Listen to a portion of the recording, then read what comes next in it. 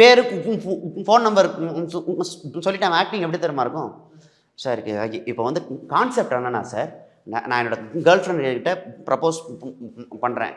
இந்த ஆடிஷனுக்கு வந்தாலே 2 தான் வச்சுருப்பானுங்க ப்ரோ கான்செப்ட். ஒன்று இந்த ப்ரப்போசலு, இல்லை அம்மா இறந்துட்டாங்க நான் அப்போ எப்படி அழுவேன் தெரியுமா. இதை விட்டா இவங்களுக்கு வேறு கான்செப்டும் கிடைக்காது.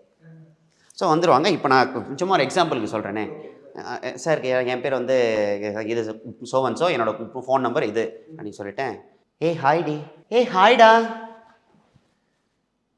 நான் உனக்கு அடிச்சுக்கிட்டே இருந்தேன், நீ ஏன் எடுக்கவே இல்லை ஃபோனு? நான் வேறு இடத்துல இருந்தேன், அதனால தான் ஃபோன். ஃபஸ்ட்டு ஒரு ஆடிஷனில் நீங்கள் பண்ணுற கான்செப்டே சொல்லக்கூடாது. அவன் பார்க்கும்போது அவங்களே நடிக்கும் போது புரியணும் உனக்கு. நீங்கள் கான்செப்டை சொல்லிட்டேன்னா இதை வச்சு தான் ஆக்ட் பண்ண போகிறான்னு புரியும். சரி, அதையும் சொல்லிட்ட விட்டுரு.